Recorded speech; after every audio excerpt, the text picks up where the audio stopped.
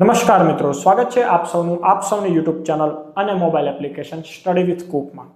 જી હા મિત્રો, આપણે આપણા મોબાઈલ એપ્લિકેશન પર આ સૌથી પહેલો વિડીયો અપલોડ કરવાના છીએ અને એમાં પણ જે રિવિઝનમાં ખૂબ અગત્યનો ભાગ ભજવે એવા પીવાયક્યુ સોલ્યુશન સિરીઝ આપણે શરૂ કરી છે। એકદમ ફ્રી છે અને આખી સિરીઝ તો મોબાઈલ એપ્લિકેશનની અંદર આવવાની છે, યુટ્યુબની અંદર કદાચ 1-2 પાર્ટ આવશે અને છેક સુધી ફ્રી જ રહેવાની છે। એટલે આપણે પીવાયક્યુમાં જે ભૂતકાળમાં પૂછાયેલા મેથ્સ રીઝનિંગના તમામ પ્રશ્નો આપણે અહીં સોલ્વ કરાવવાના છે। લગભગ 10 થી 15 દિવસની અંદર આપણે તમામ પ્રશ્નોનું વિડીયો સોલ્યુશન, અને કદાચ કોઈ વ્યક્તિને એવું હોય કે ભાઈ વિડીયો આખો નથી જોવો, અમને પીડીએફ તૈયાર જોઈએ છે, તો એમને આ એપ્લિકેશન આપણે જે દરેક લેક્ચરની જે પીડીએફ છે તમામ પીવાયક્યુઝ મેથ્સ રીઝનિંગની એ પીડીએફ પણ આપણા મોબાઈલ એપ્લિકેશનની અંદર ફ્રી મટીરિયલ સેક્શનની અંદર જઈ ત્યાંથી એ ડાઉનલોડ કરી શકે છે। અને પીડીએફમાં કદાચ જો કોઈ પણ પ્રશ્ન એમને નથી આવડતો તો એ પ્રશ્નનું સોલ્યુશન આપણા વિડીયોની અંદર હશે જ હશે, બરાબર છે। તો હવે આપણે વધારે વાત નહીં કરીએ અને આપણી જે આ પીવાયક્યુ સોલ્યુશન સિરીઝ છે, ફ્રી પીવાયક્યુ સોલ્યુશન સિરીઝ, તો એના આપણે શ્રી ગણેશ કરીશું। તો સૌથી પહેલી એની રકમ આપણી સામે કે ભાઈ ખાંડના ભાવમાં શરૂઆતમાં 20% વધારો થાય છે અને 1 મહિના પછી ભાવમાં 20% પાછો ઘટાડો થઈ જાય છે। તો અહીં ભાવમાં થતો ચોખ્ખો ફેરફાર કેટલો હશે? તો મિત્રો, હું એક વસ્તુની અહીં સ્પષ્ટતા કરી દઉં કે ભાઈ આપણે આ પ્રકારના લેક્ચર અગાઉ વિડીયો અપલોડ કરેલા જ છે, એટલે અહીં આપણે આખો એનો જે આપણે કોન્સેપ્ટથી જ ગણવાના છે, પણ હું એનો અંદર ડીપમાં કઈ રીતે આવે, શું સ્ટેપ છે એ નહીં સમજાવું, તમને ડાયરેક્ટ વિડીયો સોલ્યુશન કરાવીશ, બરાબર છે। તો દરેક ક્વેશ્ચન હશે એને રિલેવન્ટ આપણે થોડીક વાતો કરીશું। તો મિત્રો, આપણને ખબર છે કે ભાઈ કોઈ પણ વસ્તુ જે હોય એનો ભાવ તો જે છે તે 100 રૂપિયા જ હોવાનો છે, 100% જ હોવાનો છે। હવે એવું કહે છે કે ભાઈ શરૂઆતમાં એ 20%નો વધારો કરે છે, એટલે એ જે ટકાવારી છે એ 100 ના સાપેક્ષે છે, એટલે 120% થઈ જાય છે। હવે 1 મહિના પછી જ્યારે એ 20% ઘટાડે છે તો એ શેના 20% ઘટાડશે? તો કે ભાઈ એ વખતની જે ભાવ હશે, એ વખતની જે પ્રાઇસ હશે એના 20% ઘટાડશે, એટલે 120 ના આપણે 20% પાછા માઇનસ કરવાના છે। એટલે તમે અહીં વધે કેટલા? તો કે ભાઈ 120 ના 80% વધે, તો તમે જો અહીં 120 ના 80% કરો તો પણ ચાલે, અથવા તો તમે અહીં 120 જે છે એના પહેલા તમે 20% કરી દો અને પછી એને તમે આ 120 માંથી બાદબાકી કરો તો પણ ચાલે।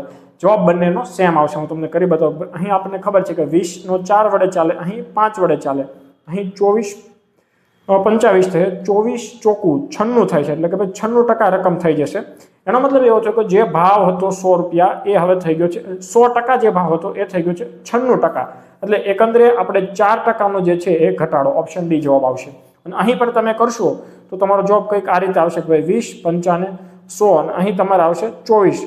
તો આ જે 24 છે એ શું થયું? 24નો ઘટાડો થશે, એટલે અહીં તમે 24નો ઘટાડો કરો આ 120 માંથી, તો 120 માઇનસ તમે જો 24 કરશો તો તમારો જવાબ ફરી વખત જે આવશે એ આવશે 96%, બરાબર છે। તો અહીં કોઈ પણ રીતે તમે કાન પકડો, જવાબ તમારો એ જ આવશે।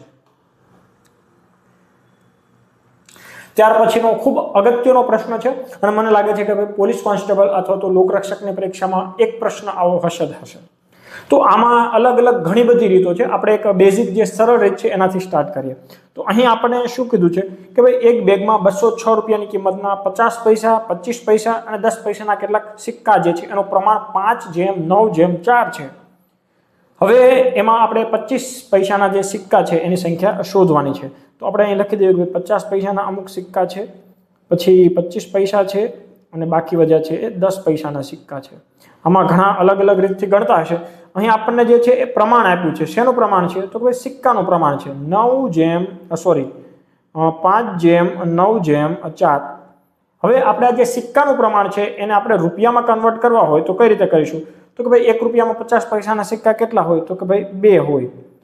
50 પૈસાના 2 સિક્કા મળે તો જ આપણે 1 રૂપિયો થાય 100 પૈસા, એટલે આપણે એ રૂપિયામાં ફેરવવા માટે 5/2। 25 પૈસાના 4 સિક્કા જોઈએ, તો કે ભાઈ 9/4, અને 10 પૈસાના કેટલા સિક્કા જોઈશે? તો કે ભાઈ 10 સિક્કા જોઈશે, તો અહીં આપણે કરીએ છીએ 4/10।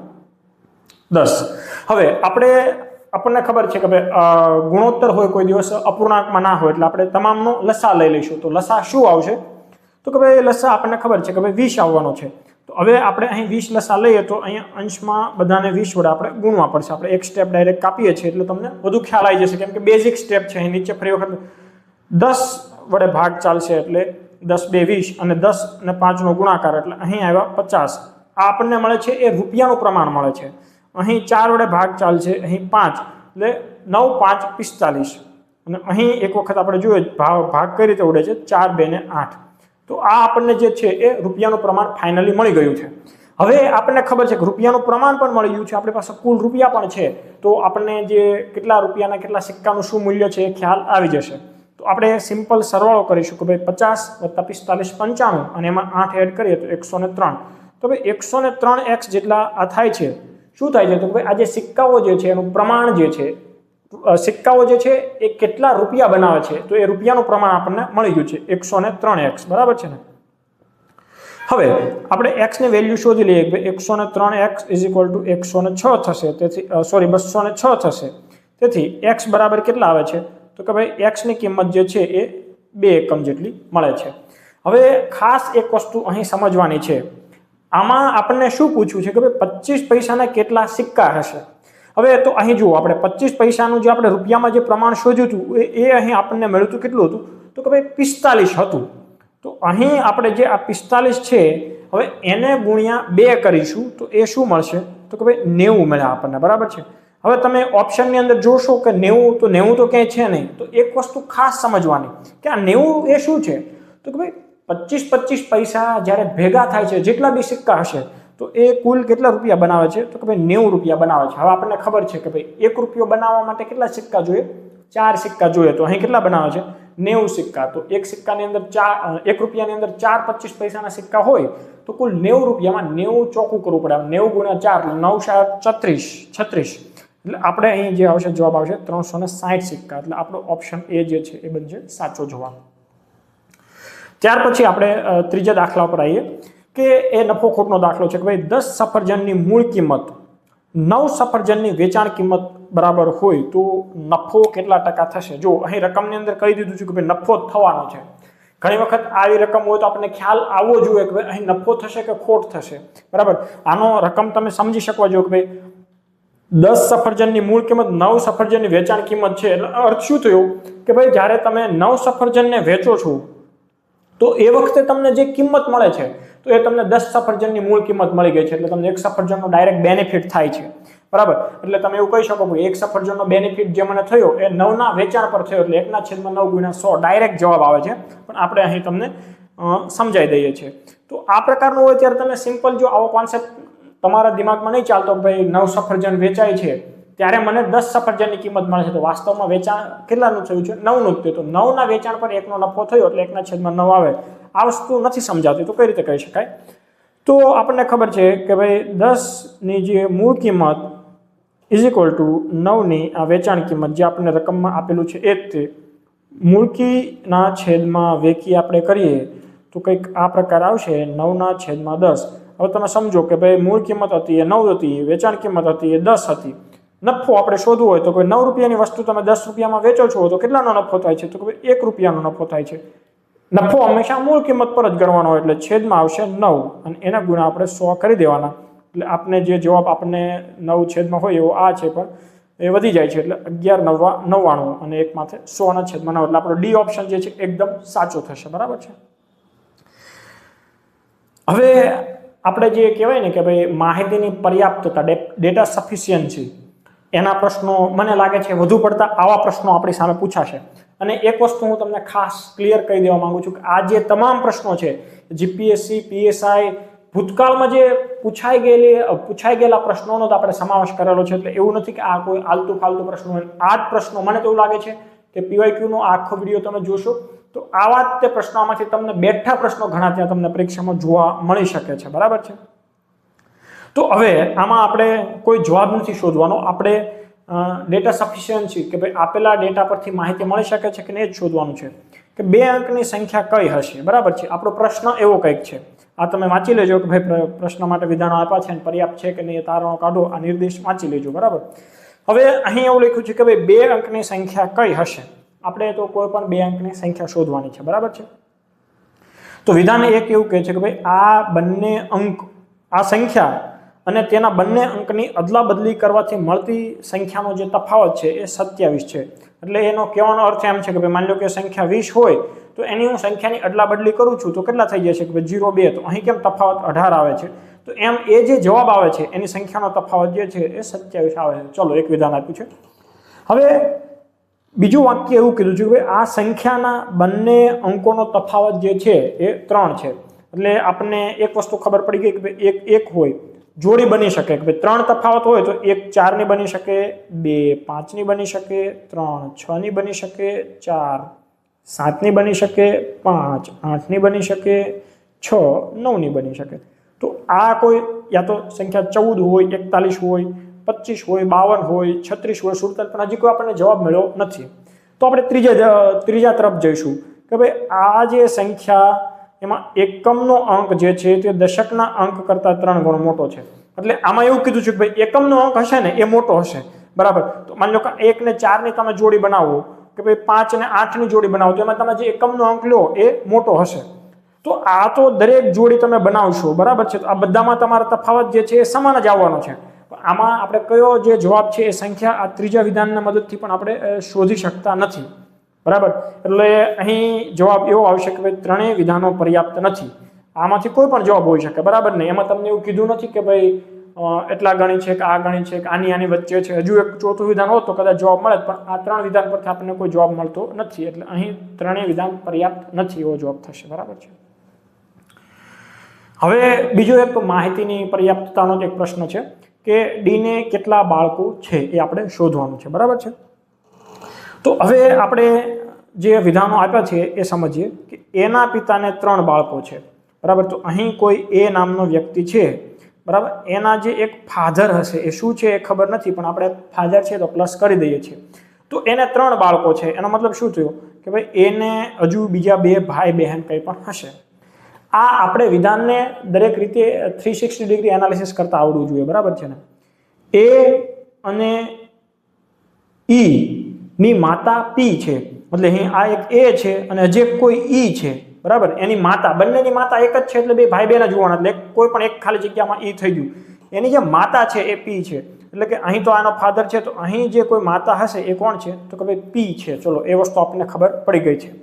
હવે જુઓ, આપણે આ બંને ઉપરથી ડી ને કેટલા બાળકો છે એવું પૂછ્યું. હજુ ડી તો આ રકમમાં ક્યાંય આવ્યો જ નથી, એટલે આપણને હજુ જવાબ મળતો નથી. હવે ત્રીજું વિધાન વાંચીએ કે ભાઈ ડી અને પી ના લગ્નની તારીખ 25 ઓગસ્ટ છે, બરાબર. હવે આપણે 25 ઓગસ્ટ આપણે તારીખ ગણતરીમાં લઈએ, પણ આપણને શું કીધું કે ડી અને પી ના લગ્ન. એટલે અહીંયા જે પ્લસ કર્યો તો એ આપણને ખબર પડી ગઈ ને કે ભાઈ આ જે છે એ ડી છે, આ જે પ્લસ હતો એના લગ્નની તારીખ 25 ઓગસ્ટ છે. એ કોઈ પણ તારીખ હોય, પણ આપણને ડી જે છે એ સ્પેસિફાઈ થઈ ગયો છે. હવે એવું પૂછ્યું કે ડી ને કેટલા બાળકો છે, તો હા, એ આપણને ખબર છે કે ભાઈ ડી ને 3 બાળકો છે. એટલે આપણે 3 નથી લખવાનું, પણ આપણે લખવાનું છે કે આ ત્રણેય વિધાનો જે છે જવાબ આપવા માટે આવશ્યક છે, કેમ કે કોઈ એક વિધાન પણ ના હોય તો આપણને જવાબ ના મળે, બરાબર છે. ત્યાર પછીનો પ્રશ્ન છે, આવા જે પ્રશ્નો છે ટાઈમ કન્ઝ્યુમિંગ છે, પણ તમને જો આવડી જાય છે તો તાત્કાલિક તમને એક સાથે 5-6 માર્ક આપીને જતા રહેશે, બરાબર. એક કુટુંબમાં 6 સભ્યો છે, પી, ક્યુ, આર, એસ, ટી અને યુ, બરાબર.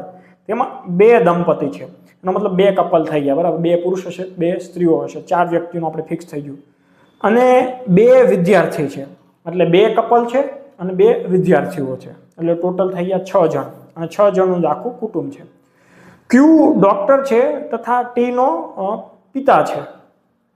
તો આપણને એવું કીધું છે કે ભાઈ ક્યુ જે છે એ ડોક્ટર છે, બરાબર. અને એ શું છે તો કે ભાઈ ટી નો પિતા છે, એટલે અહીં એક પેઢી જે છે એ ટી ની આવી ગઈ છે, બરાબર છે. આ જે ટી છે એનો પિતા જે છે એ ક્યુ, અને ક્યુ શું છે તો કે ભાઈ આપણે ડોક્ટર છે, લખી દઈએ સાથે સાથે.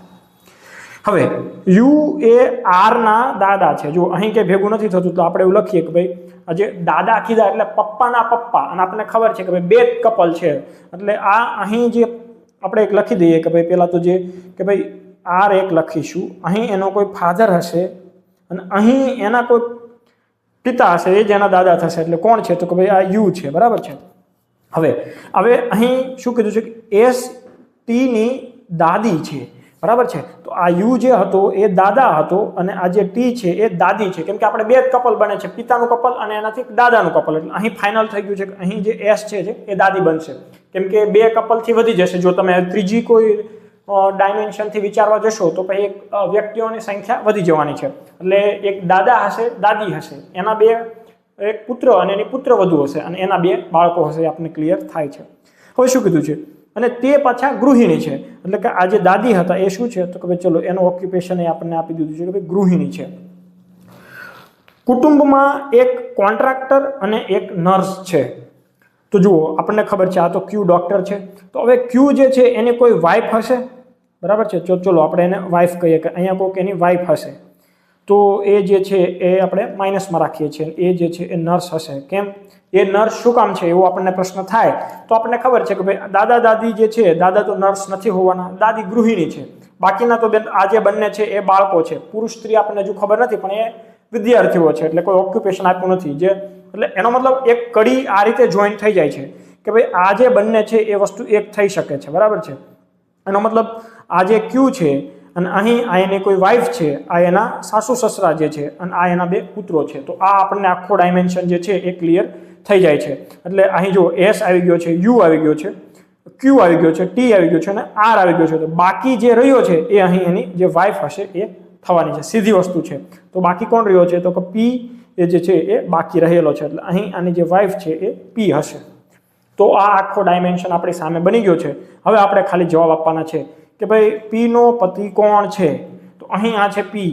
તો પી નો પતિ કોણ છે? તો કે ભાઈ ક્યુ છે. તો આપણનો જે જવાબ આવશે એ આવશે ક્યુ છે, બરાબર.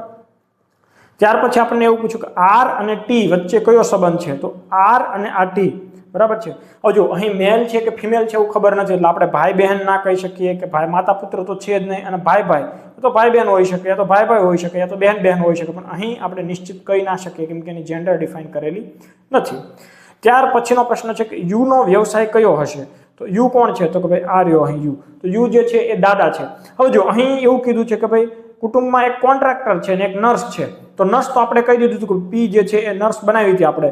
તો હવે બાકી કોણ રહ્યો છે? કોન્ટ્રાક્ટર. તો એ દાદા હશે, કોન્ટ્રાક્ટર હશે, બરાબર. દાદા એને જવાની કોન્ટ્રાક્ટરની ફિલ્ડમાં આગળ વધ્યા હશે. તો ચલો યુનો વ્યવસાય થઈ ગયો કોન્ટ્રાક્ટરનો. હવે નીચે પૈકી દંપતી કોણ છે? તો દાદા દાદી અને એના બે પુત્રો જે છે. તો અહીં એસ યુ એ દાદા દાદી છે અને ક્યુપી એટલે આપણો જવાબ આવશે એસ યુ અને ક્યુપી છે ક્યાંય SU અને US અને QP. તો આ બંને જે છે એ કપલ હશે.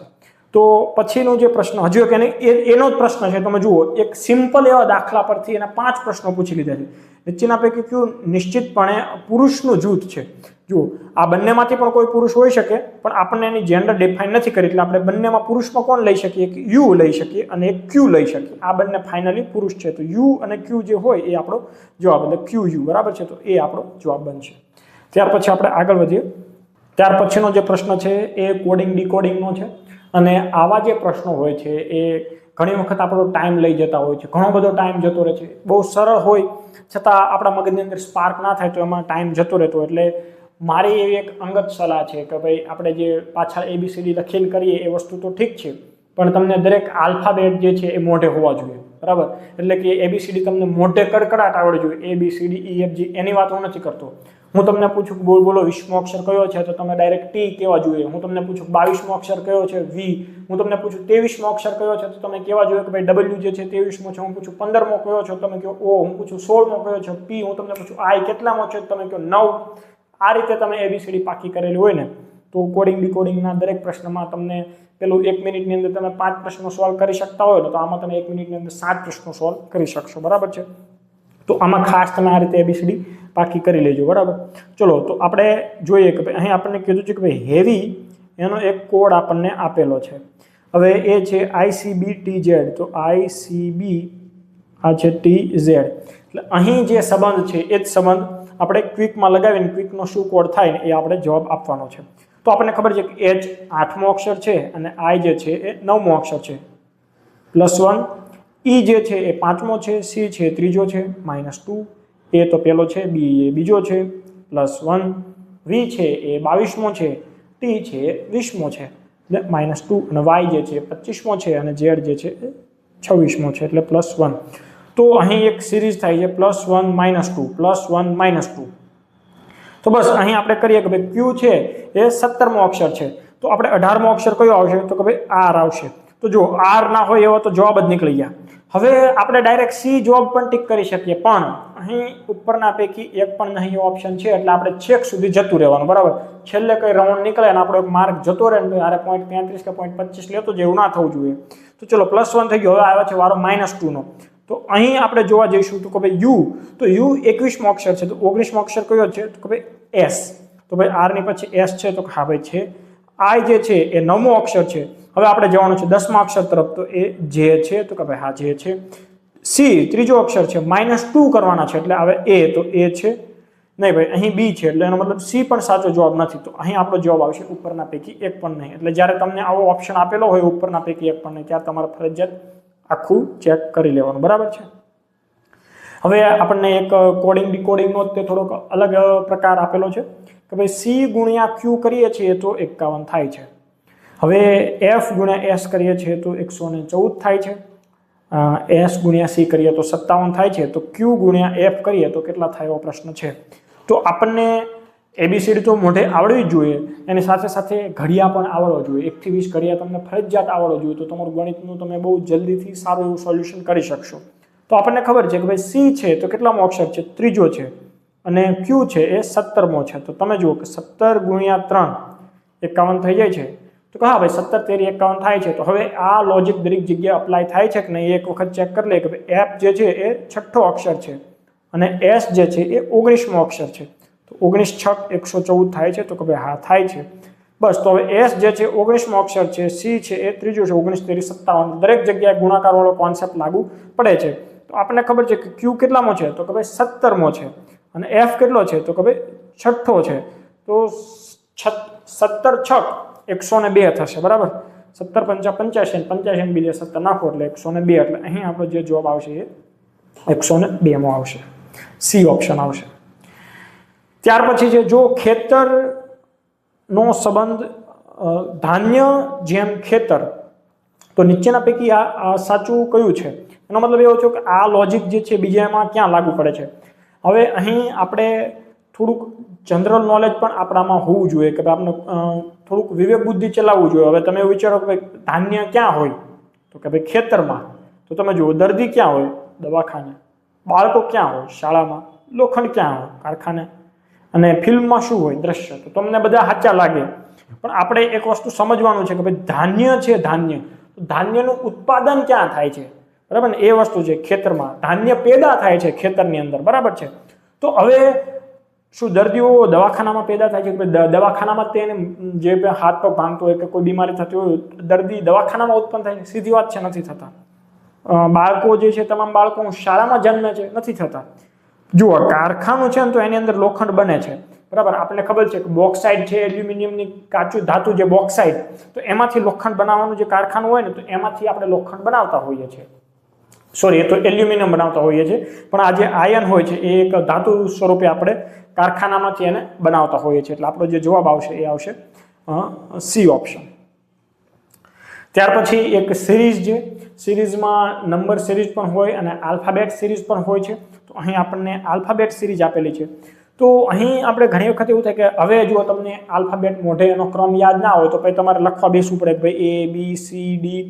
આપણને જો મોઢે એબીસીડી યાદ હોય તો એનો બેનિફિટ શું થાય હું તમને બતાવું. તો કે ભાઈ બી કેટલામો અક્ષર છે, બીજો, બરાબર. ડી કેટલામો છે, તો કે ભાઈ ચોથો. તો અહીં કેટલાનો ડિફરન્સ આવે, +2. ડી છે એ ચોથો છે અને જી જે છે એ 7મો છે. તો હવે શું થશે, તો કે ભાઈ +3. જી છે એ 7મો છે. ત્યાર પછી આપણે જઈએ આઈ એ 9મો છે એટલે +2. એલ જે છે એ 12મો છે એટલે 9 થી 12 જશો એટલે +3. હવે 12 માંથી પછી આ એન જે છે એ 14મો છે એટલે પછી થશે +2. હવે એન જે છે એ 14 છે અને +2 +3 +2 +3 +2. તો હવે વારો આવે છે +3 નો, એટલે કે એન પછી તમે +3 કરો એટલે આવે 17. અને આપણને ખબર હોવી જોઈએ કે એબીસીડી નો 17મો અક્ષર જે છે એ ક્યુ છે, એટલે આપણો જવાબ આવશે બી, બરાબર છે. ત્યાર પછીની એક નંબર સિરીઝ આપેલી છે. પેલી હતી આલ્ફાબેટ સિરીઝ હતી. આ નંબર સિરીઝ મિત્રો આ તમામ પ્રશ્નો કદાચ તમને એવું લાગતું કે આ તો બહુ સરળ પ્રશ્નો છે. આ પ્રશ્નો સુપર ક્લાસ 3 ની પરીક્ષામાં જીપીએસસી માં પ્રશ્નો પૂછાઈ ગયેલા જે છે એ જ પ્રશ્નો હું અહીં લઈને આવ્યો છું.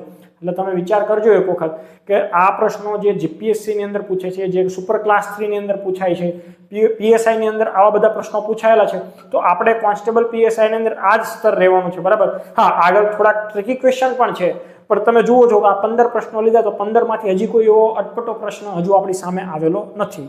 એટલે આ રીતની આપણી આ લેવલની તૈયારી રાખવાની રહેશે, બરાબર. હવે આપણે જે સિરીઝ છે એમાં સૌથી પહેલા આપણે જેમ તફાવત જોતા હોય એમ જોઈએ કે ભાઈ 1 5 11 19 29. તો ભાઈ તફાવત પહેલા લઈએ તો ભાઈ 1 થી 5 વચ્ચેનો તફાવત જે છે એ 4 છે, 5 થી લઈને 11 વચ્ચે જાઓ તો તફાવત કેટલો આવે છે? 6 આવે છે. 11 થી 19 માં જઈએ છીએ તો તફાવત જે છે એ 8 આવે છે. 19 થી લઈને 29 માં જાઓ છો તો તફાવત જે છે એ 10 આવે છે. હવે તમે જુઓ મિત્રો, જે તફાવત છે એ 2 2 2 એવી રીતે વધતો જાય છે. એનો મતલબ હવે જે તફાવત આવશે એ 12 આવશે. તો 29 નો આપણે 12 તફાવત લાવવો હોય તો 29 માં 12 નાખો તો કેટલા થાય? તો 41 થાય. તો હવે પછીની જે અહીં સંખ્યા હશે એ 41 હશે. આ રીતે આપણે જવાબ લાવવાનો છે. બહુ સરળ છે. 16મો પ્રશ્ન છે કે પી નો પતિ બી છે. ચલો, તો આપણને એક વસ્તુ ખબર પડી ગઈ કે પી જે છે એક લેડીઝ છે, એનો જે પતિ છે એ બી છે. તો ચલો, આ બંને વચ્ચે પતિ પત્નીનો સંબંધ છે એટલે આપણે બંને વચ્ચે પતિ પત્નીના સંબંધને બતાવવા માટે જે ત્રિકોણ જે છે એ બતાવી દઈએ. ક્યુ ઈનો એકમાત્ર પૌત્ર છે.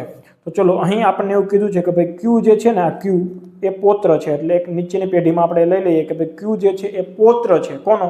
તો કે ભાઈ ઈનો. તો ચલો, અહીં ઈ ઉપરની પેઢીમાં લઈ લઈએ છીએ. હવે ક્યુ જે છે એ પૌત્ર છે એટલે એ તો પ્લસ પોઝિટિવ પુરુષ હશે. ઈ શું છે આપણને ખબર નથી. હવે એવું કીધું કે જે ડી ની પત્ની છે અને પી ની સાસુ છે, કોણ? હવે એ વસ્તુ ખાસ સમજવાનું છે કે અહીં જે આ જે પ્રયોગ થયો એ કોના માટે થયો છે. તો આગળનું વાક્ય એક વખત જુઓ કે ક્યુ ઈનો એકમાત્ર પૌત્ર છે. ચલો, ઈ છે એનો પૌત્ર કોણ છે? ક્યુ. હવે ઈ કોણ છે? તો એ વસ્તુ લખ્યું. આ જે છે ઈના માટે યુઝ થયો છે, બરાબર? આ જે છે અહીં. તો એ વસ્તુ ખાસ સમજવાનું છે કે આ જે પ્રયોગ થાય છે કોના માટે થાય છે? તો જે ડી ની પત્ની છે. એટલે ચલો, આપણને ખબર પડી ગઈ કે આ ઈ છે એ પત્ની છે એટલે માઇનસ થઈ ગઈ. અને એ કોની પત્ની છે? તો કે ભાઈ ડી ની પત્ની છે. તો ડી જે છે એ પુરુષ હશે. અને એ પછી ડી ની પત્ની તો છે જ તે, અને પી ની સાસુ પણ છે. એનો મતલબ શું થયો કે આ જે પી હતી એના જ સાસુ સસરા આ ડી અને ઈ છે. તો આ જે ક્યુ કે જે પૌત્ર હતો તો એ આમનો જ પુત્ર થઈ ગયો બાય ડિફોલ્ટ, બરાબર? આટલી વસ્તુ તમારા મગજની અંદર ફિટ થવી જોઈએ. તો હવે પ્રશ્ન એવો છે કે બી નો ડી સાથે શું સંબંધ? આમાં પણ સમજવાનું છે કે જ્યારે તમને એવું પૂછે કે બી નો ડી સાથે શું સંબંધ, તો આપણે જોવાનું કે ભાઈ બી નો ડી સાથે કીધો છે તો ડી છે એ બી ને શું કહીને બોલાવશે, આવો પ્રશ્ન છે. તો આપણે જોવાનું છે કે ભાઈ પેલામાં બી ક્યાં છે? તો કે ભાઈ ચલો, આ બી છે તો આ રહ્યો બી. એનો ડી સાથે કીધો છે આ રહ્યો ડી. હવે પુરુષ છે આ એના સસરા, આ જે પત્ની હતી એના આ સાસુ હતા. એટલે સીધી વાત છે આ બે બાપ દીકરાનો સંબંધ છે. પણ આપણે એવું કીધું કે બી નો ડી સાથે શું સંબંધ છે? તો ભાઈ ડી જે છે એના પુત્રને શું કહીને બોલાવે? પુત્ર કહીને બોલાવશે. એટલે અહીં આપણો જે જવાબ આવશે દીકરો આવશે, પુત્ર આવશે, જે હોય. ત્યાર પછીની એક સિરીઝ જે છે કે X U S P N K I. હવે અહીં ફરી વખત જો તમને એબીસીડીના ક્રમ યાદ ના હોય એટલે પાછી તમારે એબીસીડી ફરીથી પેજ ફેરવીને જોવા જવું પડે. અને તમે વિચારો કે ભાઈ 10 પ્રશ્નો તો ના હોય, પણ 5-7 પ્રશ્નો પણ હોય તો દરેક વખતે તમે પેજ ફેરવવા જાઓ, દરેક વખતે તમારે 10 સેકન્ડ જતી રહે, 1 મિનિટ તમારી આમ બગડી જાય. પણ જો તમને ખબર હોય કે એક્સ છે એ 24મો છે, યુ છે એ 21મો છે, એસ છે એ 19મો છે, પી છે એ 16મો છે, એન છે એ 14મો છે, કે છે એ 11મો છે, આઈ છે એ 9મો છે. તો તમને કેટલું સરળ પડે. તફાવત જોતા જઈએ તો શું થાય છે કે ભાઈ -3 થાય છે, -2 થાય છે. 19 થી ફરી એક વખત -3 થાય છે, -2 થાય છે, -3 થાય છે, -2 થાય છે. એટલે 9મો અક્ષર તો ભાઈ આઈ છે. હવે આઈ માંથી આપણે -3 કરવાના છે એટલે છઠ્ઠો અક્ષર પર આપણે જવાનું છે. તો છઠ્ઠો અક્ષર કયો હોય? તો કે ભાઈ એફ હોય. તો એફ જવાબમાં છે. તો કે ભાઈ આ છે એ ઓપ્શન છે, જવાબ બનશે. બહુ સરળ સિરીઝ છે એટલે એ તમારા સ્માર્ટ વર્ક પર જતી રહે કે ભાઈ તમને એબીસીડી ના આલ્ફાબેટ મોઢે યાદ છે કે નહીં. બાકી તો આપણે એબીસીડીમાં પેજ ફેરવવામાં જ રહેવાના છે, બરાબર? ત્યાર પછીનો પ્રશ્ન છે કે ભાઈ 3, 7, 15, 31, 63 એક સિરીઝ આપેલી છે. તો બહુ દેખીતી લાગે, બહુ સરળ રીતે સહેલી જ છે કે ભાઈ 3, 2, 6, 6 + 1, 7, 7, 2, 14 + 1, 15, 15, 2, 30 + 1, 31, 31, 2, 62, 62 + 1, 63. 63 ગુણા આપણે 2 કરીએ તો શું થશે? 126 થશે. અને એ 126માં આપણે 1 એડ કરીએ તો શું થશે? 127. બહુ સરળ છે, બહુ ઇઝી છે. એટલે આમાં કોઈ કન્ફ્યુઝન થવું જ ના જોઈએ. જો 1 ઓક્ટોબરે રવિવાર હોય તો 1 નવેમ્બરે કયો વાર હશે? હવે આપણને એ ખબર પડી, જો ઓક્ટોબર 10મો મહિનો છે, 10મો મહિનો એટલે 31મો મહિનો હોય એટલે 7, 4, 28 વધારાના દિવસ કેટલા આવશે? વધારાના દિવસ જે છે ને એ 3 આવે. હવે એક વસ્તુ ખાસ યાદ રાખવાની છે કે ભાઈ 3 દિવસ કે 3 દિવસ પછીનો? તો 3 દિવસ હોય એ વધારાના છે, એનો મતલબ એવો થયો કે ભાઈ 7/4/28 તારીખ સુધી બધું એક વખત ચાલી ગયું, સોમવારથી રવિવાર સુધીનું હોય તો એ પૂરા થઈ ગયા. 29મો દિવસ જે આવે ને એ પાછો જે પહેલા દિવસે વાર હોય એ જ આવે. એટલે ભાઈ આપણે કયો વાર હતો કે ભાઈ પહેલી એ રવિવાર હતો. તો ચલો આ રવિવાર કહી દીધું. હવે 3 દિવસ વધારાના મળશે એટલે સોમ, મંગળ અને બુધ. તો અહીં આપણો જે જવાબ આવશે એ બુધ આવશે. હવે જુઓ, તમારે એવું ના થવું જોઈએ કે ભાઈ ચલો આપણે હું તમને પ્રેક્ટિકલ કરીને એક કોન્સેપ્ટ સમજાવી દઉં સાથે સાથે. 1, 2, 3 આ જે 3 વધારાના દિવસ છે એની વાત કરીએ. કોની વાત છે તો કે ઓક્ટોબર મહિનાના વધારાના દિવસની વાત છે. હવે પહેલી તારીખે જે રવિવાર હોય તો રવિવારથી જે અઠવાડિયું શરૂ થાય એ અઠવાડિયું સોમવારે પૂરું થાય. તો 7/4/28 4 સાયકલ પૂરી થઈ ગઈ, સાઈડમાં મૂકી દો. હવે પાછું એક નવું સાયકલ શરૂ થયું એટલે અહીં જે વધારાનો દિવસ હશે એ ફરી એક વખત રવિવાર આવશે. તો કે ભાઈ હા રવિવાર આવ્યો. હવે પછીનો વાર જે છે એ કયો વાર હશે તો કે ભાઈ સોમવાર હશે. તો કે ભાઈ હા. અને હવે પછીનો વાર હશે કયો વાર હશે તો કે ભાઈ મંગળવાર હશે. આ જે 3 વધારાના દિવસ હતા કે 29 તારીખ, 30 તારીખ અને 31 તારીખ. હવે આવશે પહેલી તારીખ કયા મહિનાની તો કે ભાઈ નવેમ્બર મહિનાની. એમાં મંગળવાર પછીનો વાર જે છે એ બુધવાર. એટલે ખાસ સમજવાનું છે, વધારાના દિવસ હોય તો એ વધારાના દિવસ આગળના મહિનામાં કઈ રીતે કાઉન્ટ કરવાના. 3 દિવસ પછી ના થઈ જાય કે ભાઈ ચલો 3 દિવસ પછી છે તો ભાઈ સોમવાર, મંગળવાર અને બુધવાર 3 દિવસ વધારાના હતા એ કાઢી નાખું અને હું ટીક કરું ગુરુવાર, તો ગુરુવાર ઓપ્શનમાં આપેલો હોય યાર, એટલે પછી માર્ક કપાઈ જાય. એટલે ખાસ આવી ઝીણી વસ્તુનું ધ્યાન રાખવાનું હોય છે. હવે ક્રમ કસોટીનો ખૂબ સહેલો દાખલો છે કે ભાઈ 46 વિદ્યાર્થીઓનો વર્ગમાં તેજસનો ક્રમ 12મો હોય તો તેનો છેલ્લેથી ક્રમ કેટલામો હશે. હવે એક વસ્તુ સમજો કે ભાઈ આવી એક કોઈ સિરીઝ છે જેમાં 46 વ્યક્તિઓ કુલ બેઠેલા છે, એમાં એનો વ્યક્તિ જે છે એનો આગળથી ક્રમ કેટલામો છે તો કે 12મો ક્રમાંક છે. અહીં આ જે વ્યક્તિ બેઠો છે એ 12મો છે એટલે એની પહેલા કેટલા વ્યક્તિઓ બેઠા હશે તો કે ભાઈ અહીં એ 12મો હોય તો એની પહેલા બેઠેલા કુલ વ્યક્તિઓની સંખ્યા હશે 11. તો આ 11 વ્યક્તિઓને હું જો બાદ કરી દઉં તો અહીં મને એનો જે પાછળથી જે ક્રમ છે એ મળી જશે. તો કેટલો મળશે તો કે ભાઈ 46 જે છે એમાંથી હું 11 બાદ કરી દઈશ તો કેટલા મને મળે છે તો કે ભાઈ 35 મળે છે. તો 35 ઓપ્શનમાં છે તો કે ભાઈ હા છે, તો એ જવાબ થશે.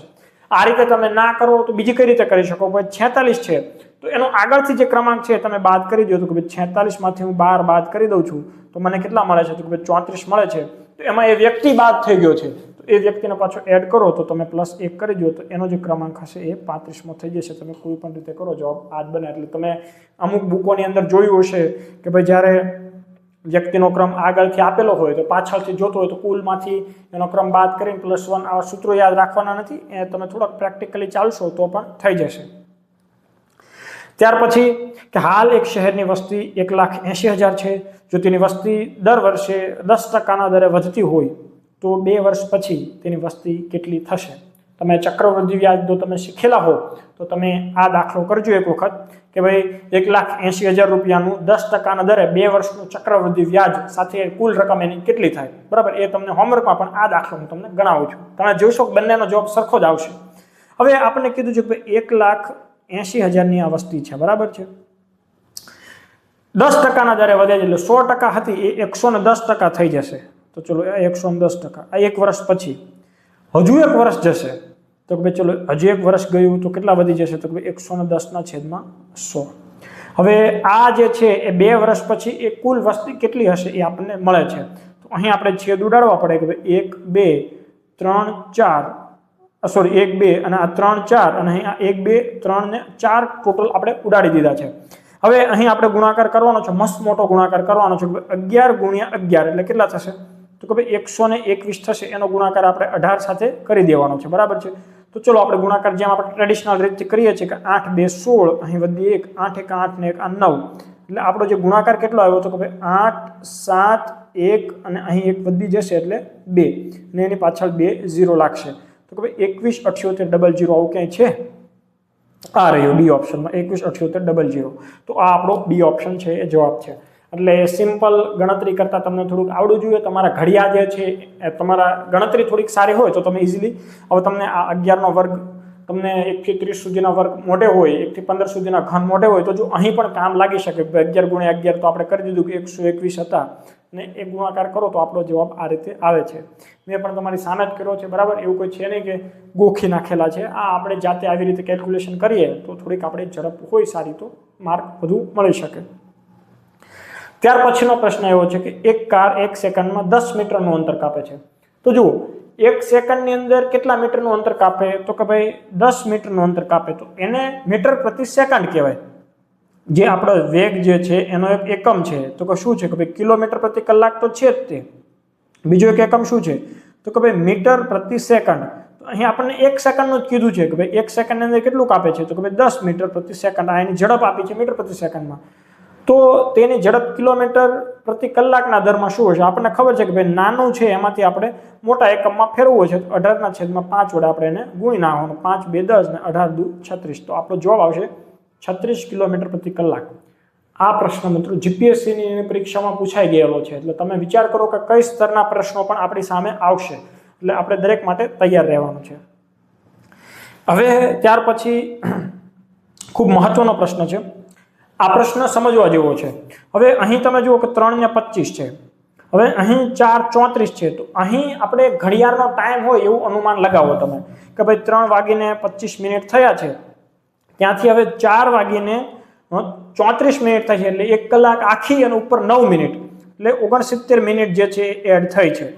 હવે તમે જો 4:34 છે, હવે 5:43 એટલે 1 કલાક આખી અને ઉપરથી 9 મિનિટ એડ થાય છે, એટલે 69 મિનિટ એડ થઈ છે। 5:43 હતા, ફરી એક વખત તમે જોશો 6:52 69 મિનિટ એડ થઈ છે।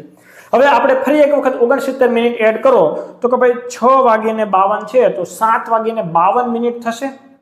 હવે 52 મિનિટ છે એમાં હજુ આપણે 9 એડ કરવાના છે, તો 52 મિનિટમાં તમે 9 એડ કરો તો 8:01 થઈ જાય। તો અહીં ઓપ્શનની અંદર તમે જુઓ કે 8:01 ક્યાંય છે નહીં, પણ આપણે 7ના ઓલામાં જ પૂછેલું છે। જો અહીં તમને 8 હોત તો અહીં નીચે તમારે 01 શોધવાનો હોત, આગળ 8:01 આવવું જોઈએ, પણ અહીં તમને 7 જ પૂછ્યું છે, તો આપણે જે 52 ની અંદર આ ઉપરની 8 મિનિટ હતી એ એડ કરી દો, આપણે 7ના ઓલામાં જ રાખવું હોય તો 52 વત્તા તમે બીજા આ 8 એડ કરી દો, સોરી આપણે 69 કરવાના છે, 9 તમે એનામાં એડ કરી દો, તો આપણો જે જવાબ આવશે એ આવશે 61।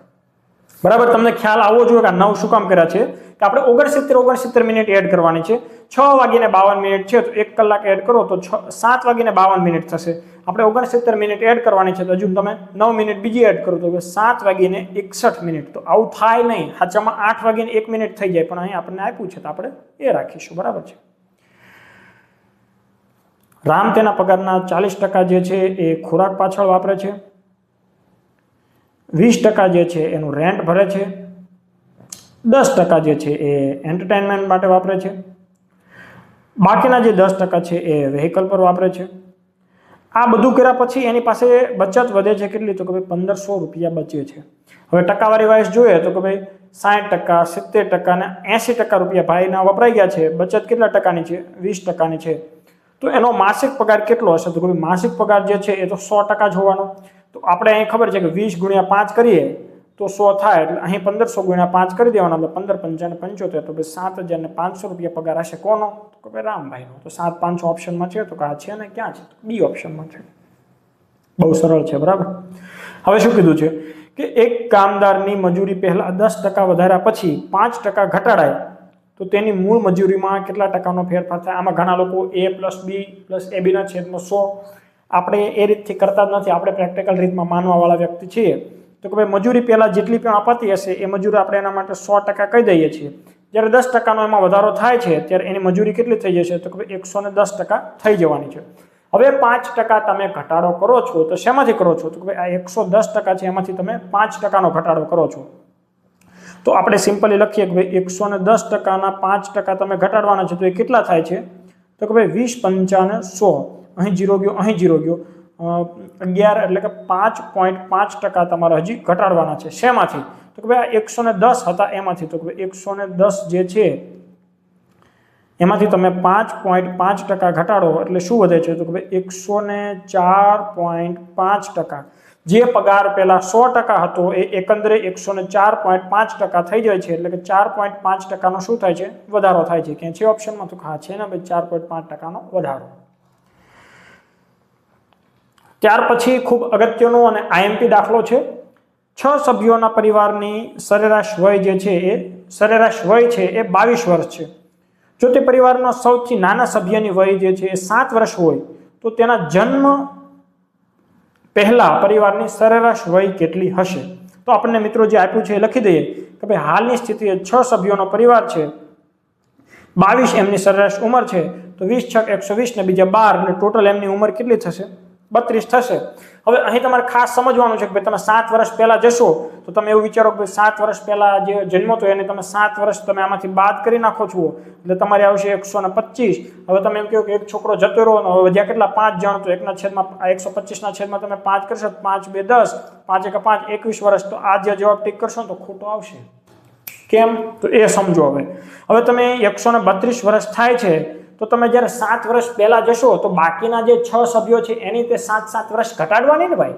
એટલે તમારે ટોટલ આમાંથી કેટલી ઘટાડવાની? તો કે 6 સત્તુ ને 42 વર્ષની ઉંમર તમારે આમાંથી ઘટાડવી પડે. તો એ છોકરો જ્યારે 7 વર્ષ પહેલા એક છોકરો જ નાનો થશે, બીજા નાના નહીં થાય. એ બધા તો તમે નાના કરો એટલે કેટલા થઈ જાય? 90. અને હવે 90 એ કેટલા? 5 સભ્યો છે.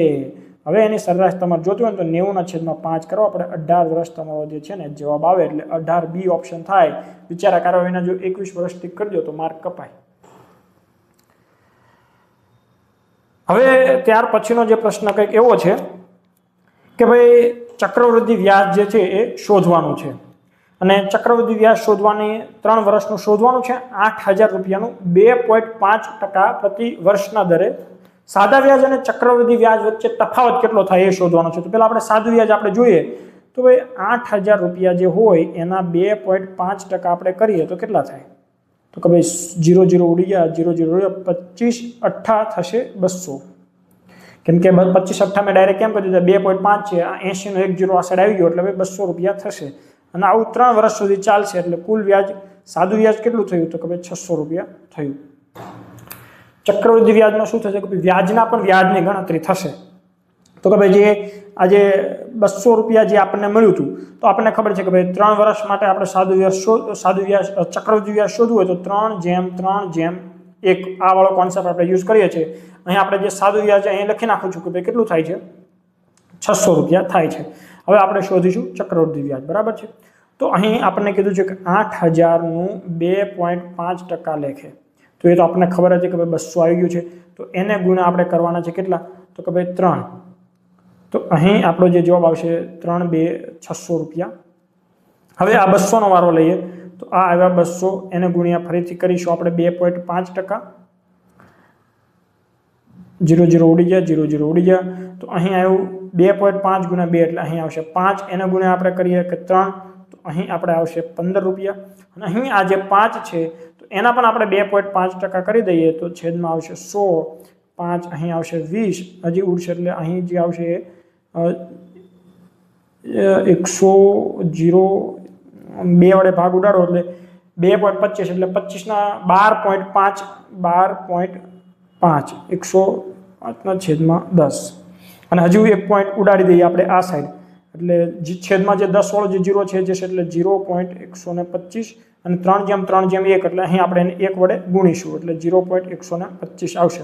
હવે આ ત્રણેયનો આપણે સરવાળો કરી દઈએ તો આપણે સાદું વ્યાજ મળી જશે. તો કેટલું મળશે? તો કે ભાઈ 615.125 615.125. તો આપણે શું શોધવાનું છે? તો કે આ બંને વચ્ચેની રકમ વચ્ચેનો તફાવત શોધવાનો છે કે 600 અને 615.125. તો એનો જે તફાવત આવશે એ 15.125 તફાવત આવશે. 15.25 નહીં, જે ડી ઓપ્શનમાં છે એ સાચો જવાબ બનશે. ત્યાર પછીનો દાખલો છે કે એક ટાંકીમાં 2 નળ એ અને બી છે. એ ટાંકી 36 કલાકમાં અને બી આ ટાંકી જે છે એ 45 કલાકમાં ભરે છે. બંને નળ એક સાથે ખુલ્લા મૂકવામાં આવે તો ટાંકી ભરાતા કેટલો સમય લાગે? તો આપણને ખબર હોવી જોઈએ કે ભાઈ મોટી સંખ્યાનો ઘડિયો બોલવાનો 45 દુ 90 તો 90 36 ના ઘડિયામાં આવે તો કે ભાઈ 36 દુ 72 થઈ જાય એટલે એ ના આવે. એટલે હવે ડાયરેક્ટ 90 નો ઘડિયો ભાઈ તમે લો કે ભાઈ ચલો 45 તેરી કેટલા થશે? તો કે ભાઈ 135 તો પણ ક્યાંય નહીં આવે. હવે ડાયરેક્ટ 0 0 વાળું હોય આપણે આવે એ આપણને ખ્યાલ આવવો જોઈએ કે તો જ બંનેનો લસા થશે. તો ચલો 180 પર જઈએ તો 180 તો 45 ગુણ્યા હું 4 કરીશ તો મને 180 મળશે. તો આપણને ખબર છે કે છેલ્લે 0 વાળું જોતું હોય તો 6 5 અને 30 થાય એટલે અહીં આપણે 5 વડે ગુણવા પડશે. તમે જોઈ લો કે 3 5 15 150 ને 6 5 30 એ 30 એડ કરો 150 માં એટલે 180 આવી ગયા. બંને ભેગા મળીને પૂછવું હોય તો 4 અને +5 નો સરવાળો કેટલો થયો? 9 એકમ થયો. એટલે બંનેને ભેગા મળીને આપણે જોતું હોય તો 180 ના છેદમાં 9 એટલે જવાબ આવશે કેટલા? હવે 20 કલાક થાય, ઓપ્શન એ। ત્યાર પછીનો એક અગત્યનો દાખલો છે કે એન્ડ્રોઈડ ફોન અને આઈફોન અંગેના સર્વેક્ષણમાં 80% લોકોને એન્ડ્રોઈડ ફોન પસંદ છે, 60 લોકો આઈફોનને પસંદ કરે છે, 20 લોકો બંને ફોન પસંદ કરે છે। જો આપણે હવે પહેલા આપણે જે વેન ડાયાગ્રામ વાળી જે આકૃતિ કરતા હોય એ કરતા જ જઈએ આરોર કે એક આઈફોન છે અને એક એન્ડ્રોઈડ ફોન છે। પહેલા તો જે આપણને ખબર છે કે બંનેની વચ્ચે જે હોય ને એ વસ્તુ લખી દેવાની। કેટલા તો બંને લોકો એવા છે કે 20 લોકો એવા છે કે બંને ફોનને પસંદ કરે છે। હવે એન્ડ્રોઈડ કેટલા લોકો છે? 80 લોકો। તો એમાં 20 તો આવી ગયા, તો બાકી કેટલા રહ્યા? તો કે 60। તો આ એન્ડ્રોઈડના છે, આ આઈફોનના છે, બરાબર છે। અને આઈફોન 60 લોકો પસંદ કરે છે, તો એમાં આ 20 આવી ગયા, તો આ થયા 40 લોકો। જો એક પણ ફોન પસંદ ન કરનારની સંખ્યા 0 હોય તો આ સર્વેક્ષણમાં કેટલા લોકોએ ભાગ લીધો હશે? તો બસ તો આવી ગયો ને કે 60 વત્તા 20 80 અને વત્તા 40, આ બધાનો સરવાળો કરી દેવાનો એટલે જવાબ આવે 120। તો 120 લોકોએ આ સર્વેક્ષણમાં ભાગ લીધો હશે। બહુ સરળ છે। હવે આ પ્રકારના દાખલા મને આઈએમપી લાગે છે ને કોન્સ્ટેબલ પીએસઆઈમાં આ પ્રકારના દાખલા વધારે આવશે।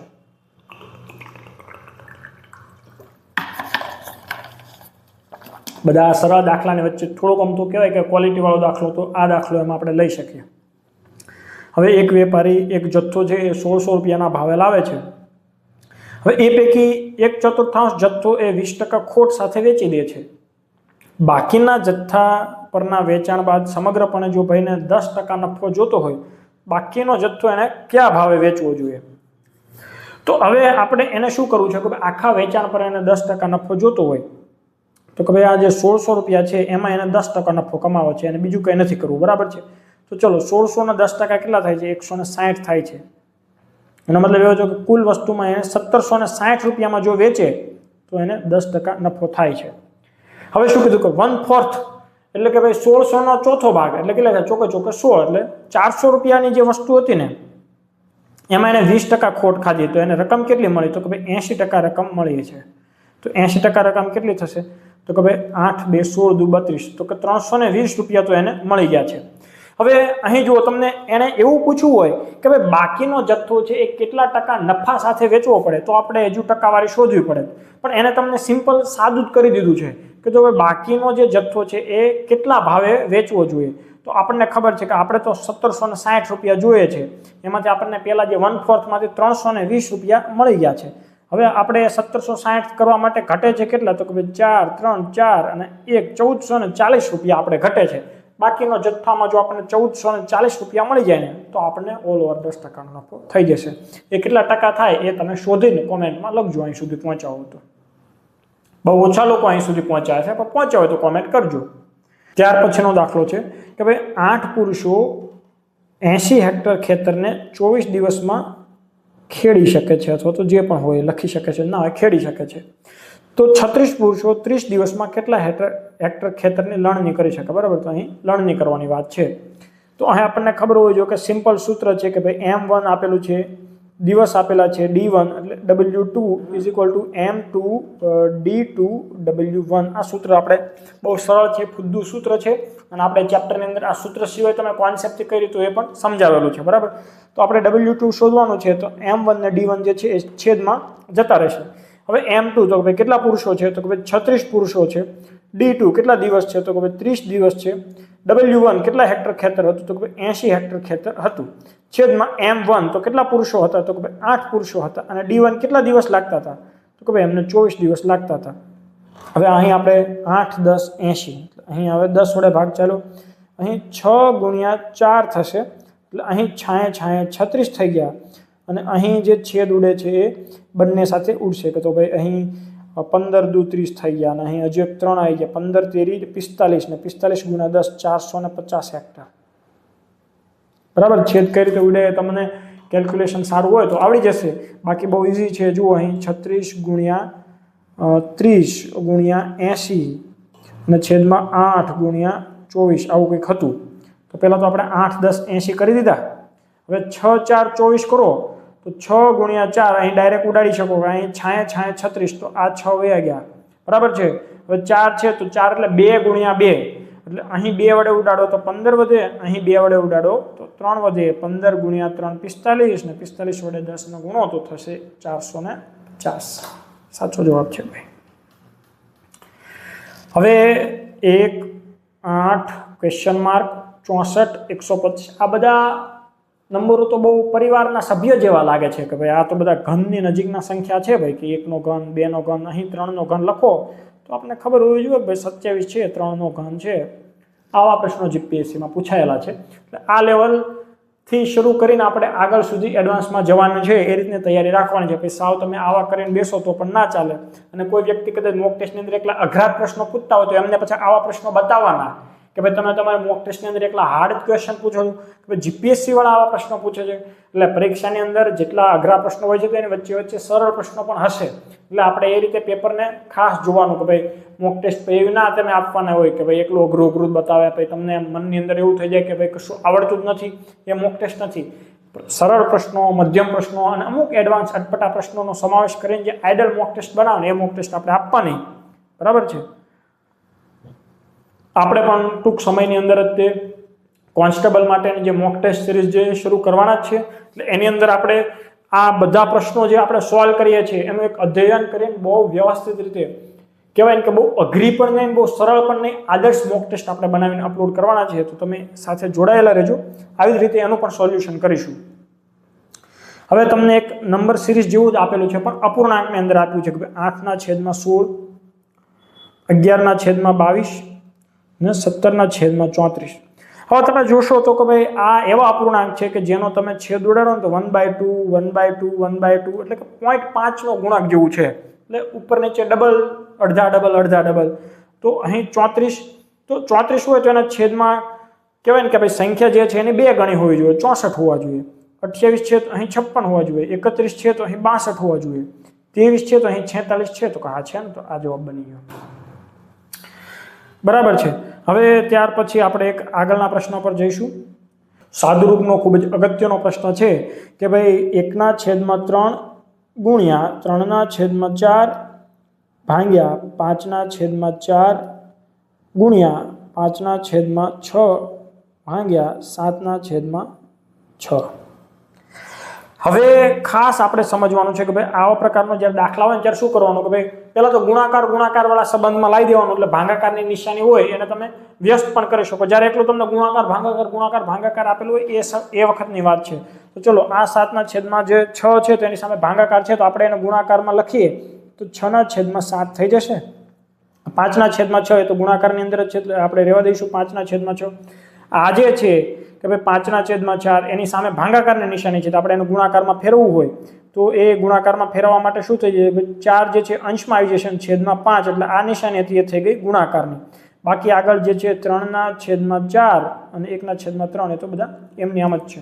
હવે તમે જુઓ 3 ઉડી ગયા, 4 ઉડી ગયા, 5 ઉડી ગયા, 6 ઉડી ગયા, તો વધ્યું શું? તો અહીં 1 અને અહીં છેદમાં 7, 1/7 આવશે આપણો જવાબ.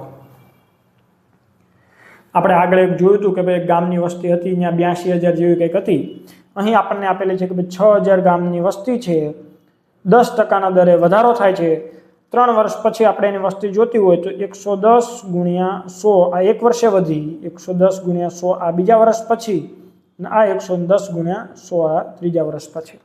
ત્યાં મેં તમને કીધું હતું કે ભાઈ ગુણાકાર ભાગાકાર એ તમે જો શીખેલા હો તો આવી બધી જગ્યાએ કામ લાગશે. ઘન વર્ગ આવડતા હોય તો અહીંયા બધી જગ્યાએ કામ લાગશે. 1 2 3 4 5 6 મીંડા ઉડાડ્યા તો ઉપરથી 1 2 3 4 5 અને 6. 11 નો ઘન આપણને ખબર હોય તો આપણે કહી દઈએ કે 13 31. તો નાનો ગુણાકાર આપણે કરવા બેસવું ના પડે. એને તમારે 6 વડે ગુણો, 6 1 6, 6 તેરી 18, 1 19, 1 6 6 7, 7 9 8 6. B option. એક પરીક્ષામાં પાસ થવાનું ધોરણ જે છે ને 50% છે. એટલે કે તમે ભાઈ 50% માર્ક લાવો ને તો તમને પાસ કરી દઈએ. એક વિદ્યાર્થી 18 ગુણ મેળવે છે અને પાછો 32 માર્કથી નાપાસ થાય છે. એટલે 118 ગુણ મેળવે છે અને 32 માર્કથી નાપાસ થાય છે. એટલે જો એને 118માં હજી 32 માર્ક બીજા એડ થઈ ગયા હોત ને તો ભાઈ પાસ થઈ ગયો હોત. તો એના માર્ક કેટલા થાત? 150 માર્ક થાત. તો 150 માર્કે પછી પાસ થઈ ગયો હોત તેનો મતલબ શું થયો કે ભાઈ 150 એ 50% માર્ક એને મેળવ્યો હોત. કેમ કે પાસ થવા માટે 50% માર્ક જોઈએ છે. પરીક્ષા કુલ કેટલા ગણની હશે? હવે 50% એ 150 હોય તો 100% કેટલા હોય? ડબલ કરી દેવાના ભાઈ. પ્રશ્નો જીપીએસસીના પૂછાયેલા પ્રશ્નો છે ભાઈ. એટલે તમે જોજો સ્તર કે લેવલનું છે, કે લેવલ સુધીની મોક ટેસ્ટ આપણે આપવાની છે, શું છે શું નહીં. છગનનો પગાર મગનના પગાર કરતાં 20% ઓછો છે ભાઈ. આ છે છગન છે, આ એ છે મગન છે. હવે છગનનો પગાર ઓછો છે તો ભાઈ આપણે કહીએ કે ભાઈ મગનનો પગાર જે છે એ 100% હોય તો છગનનો પગાર કેટલા ટકા થશે?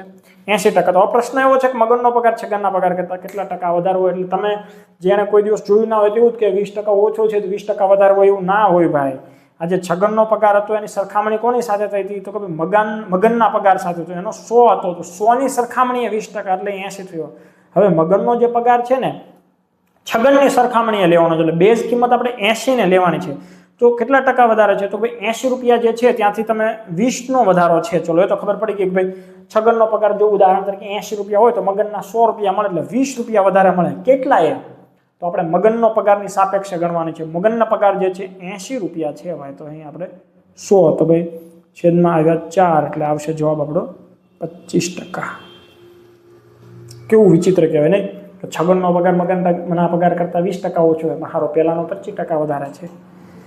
ટકાવારીમાં ડિફરન્સ છે, બાકી રૂપિયામાં તો સરખો જ ડિફરન્સ હોય. એટલે મારો કહેવાનો અર્થ એમ છે કે હું તમને એવું પૂછું કે ભાઈ અહીંયા ટકાવારીમાં છે એટલે તમારો જવાબ 25 આવે છે, બરાબર. તમને આ જે રકમ છે એક વસ્તુ સમજો. તમને એવું પૂછું કે ભાઈ છગનનો પગાર મગનના પગાર કરતાં 20% વધારે છે તો મગનનો પગાર જે છે એ છગનના પગાર કરતાં કેટલા ટકા ઓછો હોય. આ બધું ટકાવારીમાં છે ને એટલે બંને વચ્ચે તફાવત આવો આવે છે કે 20% તો જવાબ 25% આવે છે.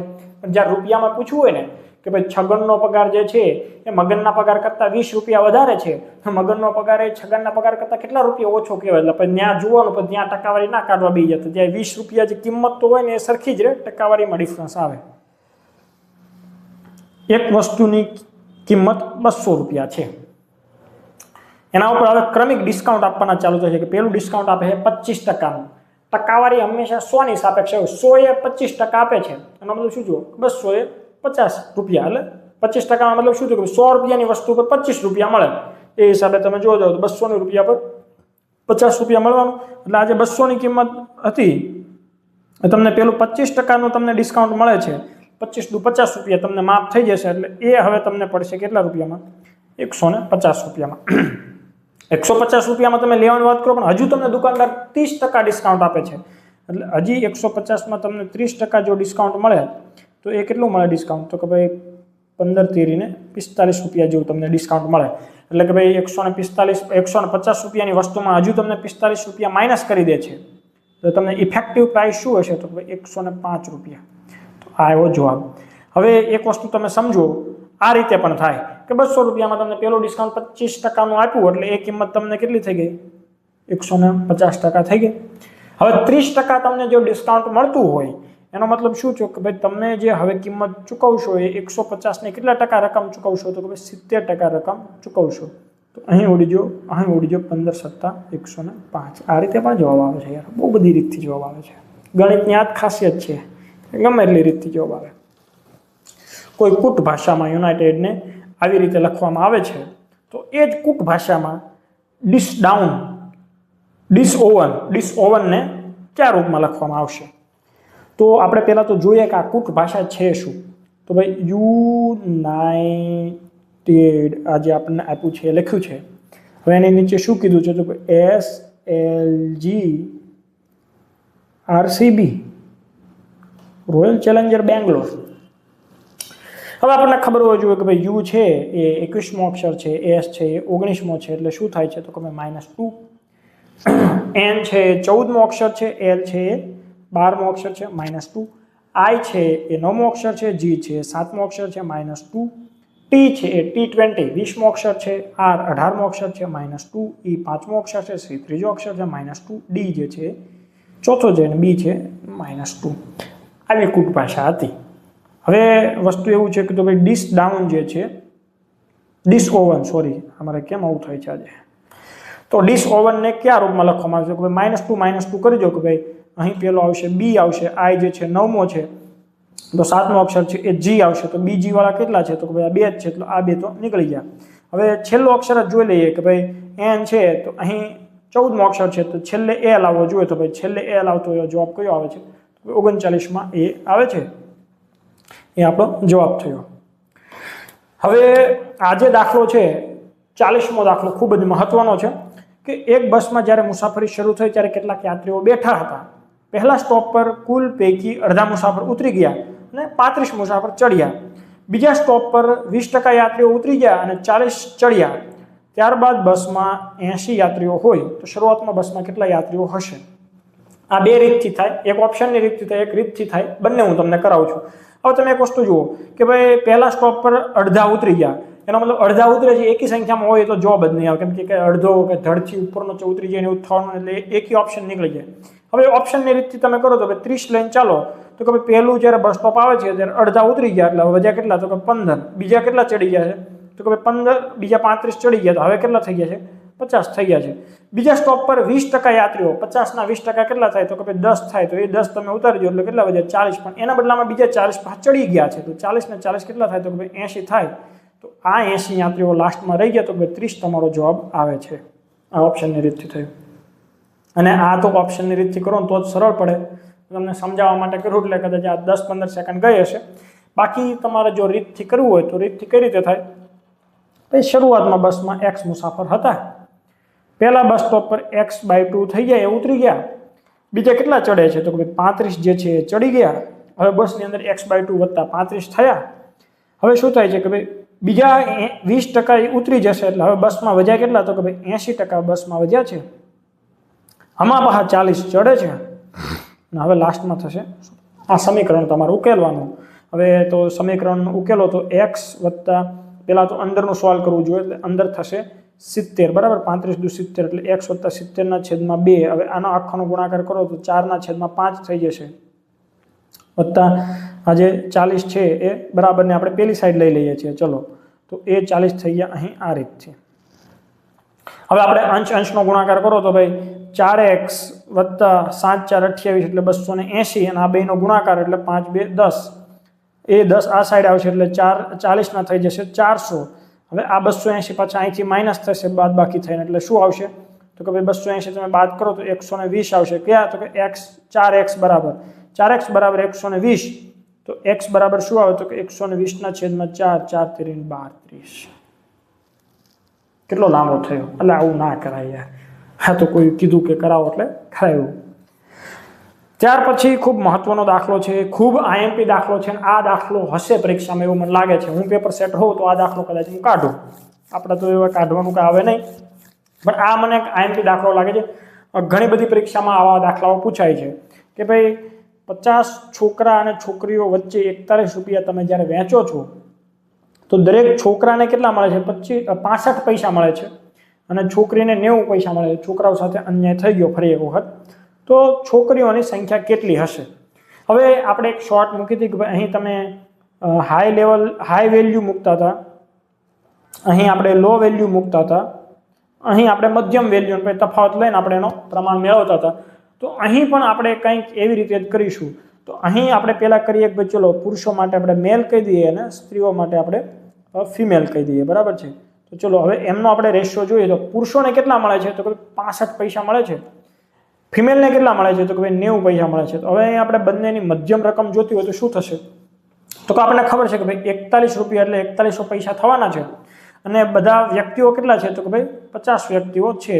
તો અહીં આપણને ખબર છે કે ભાઈ દરેક વ્યક્તિને એવરેજ, પુરુષ સ્ત્રી તમે જવા દો, એવું જ વિચારો કે 50 વ્યક્તિઓ વચ્ચે 4100 પૈસા વેચવાનો તો દરેક વ્યક્તિને સરેરાશ એવરેજ કેટલા મળશે? તો કે ભાઈ 8 5 40 અને 8 2 82 પૈસા તમને એવરેજ બધાને મળવાના છે. તો એ થઈ ગઈ મધ્યમ કિંમત. હવે આપણે આ બંનેનો તફાવત અહીંયા લઈએ તો અહીં 82 અને 90 તફાવત આવશે 8નો, અને અહીં 65 ના 5 70 ને બીજા 5 15 ને 2 17. તો આ આપણને શું મળ્યું? તો કે પુરુષ અને સ્ત્રી આ બંનેની જે સંખ્યાનો આપણને મળ્યો ગુણોત્તર. એટલે આ બંનેનો ગુણોત્તર કેટલો થાય છે? તો ટોટલ 25 એકમ થાય છે. 25 એકમ કુલ સંખ્યા કેટલી છે? તો કે 50. તો એક એકમની કિંમત કેટલી થઈ? તો કે એક એકમ બરાબર આપણને મળશે 2, બરાબર ને? 25 એકમ બરાબર 50 હોય તો એક એકમ બરાબર કેટલો? તો કે 2.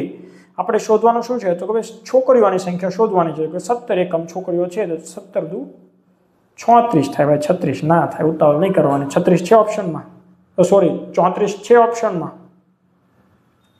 આવું થાય ભાઈ, બરાબર છે ને? હવે આજે છે 10 24 256 64 4 હવે આપણે ગણિતમાં સાદુરૂપ બહુ વ્યવસ્થિત સોલ્વ કરેલું હોય તો આ બધી સંખ્યા આપણને ફેમિલિયર લાગે કે ભાઈ અહીં જે 10 24 જે છે એના અડધા કરીએ તો કેટલા થાય છે તો કે ભાઈ 512 થાય છે અને એના અડધા કરીએ ને તો 256 થાય એનો મતલબ એવો છે કે 10 24 ભાગ્યા આપણે શું કર્યું ડાયરેક્ટ 4 કરી દીધા છે વચ્ચેનો સ્ટેપ કપાઈ ગયું એટલે ડાયરેક્ટ ભાગ્યા 4 હવે અહીં 256 ભાગ્યા 2 કરો તો 128 થાય પણ 128 છે જ ને એટલે અહીં 256 ભાગ્યા કર્યા છે કેટલા 4 એટલે આવ્યા 64 હવે આપણે 64 ભાગ્યા 4 કરો તો ભાઈ 16 ચોકું 64 થાય 16 દુ 32 દુ 64 તો અહીં આવશે 16 હજી એક વખત ચેક કરી લેવાનો 16 ભાગ્યા 4 16 ભાગ્યા 4 એટલે 4 તો જવાબ આવે છે હા તો 16 ઓપ્શનમાં જે છે એ આપણો બનશે જવાબ ત્યાર પછી નંબર સિરીઝનો એક દાખલો છે ખૂબ સારો અને ખૂબ સરળ છે કે ભાઈ ચલો 6 આપ્યા છે 8 આપ્યા છે 17 છે 31 છે અને 48 છે જો જેની વચ્ચે બહુ મોટો ડિફરન્સ ના હોય સંખ્યા વચ્ચે એમાં તમારે ભાગાકાર ગુણાકાર નહીં વિચારવાનું નજીકના આંકડા હોય એટલે તમારે સરવાળા બાદબાકી તફાવત સુધીનું તમારે વિચારવાનું બહુ વધારે ઊંડું જોવાની જરૂર નથી 6 અને 8 વચ્ચે પહેલા તો સૌથી પહેલા આપણે તફાવત કાઢીશું કેટલો તફાવત હોય છે તો કે ભાઈ 2 નો તફાવત હોય છે 8 થી લઈને તમે 17 પાસે જાઓ તો ભાઈ 8 ને 2 10 ને 7 17 એટલે 9 નો જે તફાવત હોય છે એ હોય છે 17 થી તમે 21 બાજુ જાઓ એટલે 13 ને 1 14 નો તફાવત થાય બરાબર 13 ને 1 મેં શું આમ કીધું કે 17 માં તમે રાઉન્ડ ફિગર કરો 13 નાખો તો 30 થાય પછી એક ઉપરનો 31 અને 31 ને 10 41 ને અહીં બીજો તફાવત આવે છે કેટલાનો આવે છે 17 નો આવે છે હવે અહીં જો અહીં તફાવત નજીકના છે તો તફાવત શું આવે છે ભાઈ અહીં તફાવત આવે છે 7 અહીંનો જે તફાવત છે એ આવે છે 5 અહીંનો જે તફાવત આવે છે એ આવે છે 3 એટલે તફાવત 2 ઘટતો જાય છે એટલે અહીં જે તફાવત જે છે હવે આવશે 1 નો તફાવત આવશે એટલે કે અહીં આપણે જો 1 નો તફાવત જોતો હોય તો અહીં આગળનો જે તફાવત હોય ને 18 થવો જોઈએ જો અહીં 18 નો તફાવત હોય ને તો આ બંને વચ્ચેનો તફાવત 1 થાય એટલે આપણે 48 ની અંદર બીજા 18 નાખો ને એટલે અહીં આપણનો જે જવાબ હોય એ મળશે એટલે એ જે જવાબ આવે એ હવે 66 એટલે આ તફાવતનો પણ તફાવત લઈને સોલ્વ કરવા વાળી સિરીઝ છે 1500 ના ખાલી જગ્યા ટકા ઇઝ ઇક્વલ ટુ 1200 ના 75% એટલે આમાં આપણે એવું કરવાનું કે 1500 ના આપણે માની લો કે ભાઈ x ટકા જ છે ઇઝ ઇક્વલ ટુ 1200 ના 75% એટલે 75% એટલે 3/4 થાય એ કઈ રીતે થાય એ ખબર પડવી જોઈએ કે 75 છે એના છેદમાં 100 કરો તો 25 તેરી 75 અને 25 4 100 25 25 ઉડી જાય 3/4 x ની વેલ્યુ આપણે જોઈએ છે તો ચલો પહેલા તો કઈ ઉડતું હોય તો ઉડાડી દઈએ 4 તેરી 12 એટલે અહીં થઈ ગયા 300 એટલે અહીં ફાઇનલ આવ્યો 300 ગુણ્યા 3 એટલે 900 અહીં આ જે 100 છે એ ગુણાકારમાં આવશે અને આ જે 1500 છે એ છેદમાં આવશે તો કઈ છેદ ઉડતા હોય તો આપણે ઉડાડી દઈએ 3 અહીં વડે ચાલે 5 અને અહીં 20 તેરીને 60 એનો મતલબ એવો થયો કે ભાઈ 75 ના 1500 ના તમારે 60% કરવા પડે ત્યાર પછી કોઈ પ્રશ્નો નથી તો કુલ 44 પ્રશ્નો આપણે લીધેલા છે અને આવી જ રીતે આપણે 500 જેટલા પ્રશ્નો સોલ્વ કરીશું અને તમને PYQ ની જે PDF છે એમાં તો તમને ઘણા પ્રશ્નો મળશે પણ દરેકની પેટર્ન સમાન હોય એટલે આપણે વધારે રિપીટ નહીં કરીએ એટલે જેમ વિડિયો અપલોડ થતા જશે એમ તમને PYQ ની જે PDF છે એ મળતી જશે વિડિયો સોલ્યુશન પણ સાથે જ મળશે એટલે જેને PDF માંથી સોલ્વ કરતા કોઈ દાખલા નથી આવડતા તો એનું વિડિયો સોલ્યુશન પણ આપણા મોબાઈલ એપ્લિકેશનની અંદરથી મળી જશે PDF પણ આપણા મોબાઈલ એપ્લિકેશનની અંદર મળશે એટલે જે લોકો હજુ આપણા મોબાઈલ એપ્લિકેશન ડાઉનલોડ ના કર્યું હોય એ ખાસ ડાઉનલોડ કરી લે અને આ ફ્રી મોક સિરીઝ આપણે આજે ફ્રી PYQ સોલ્યુશન સિરીઝ છે એનો લાભ વધુમાં વધુ મેળવે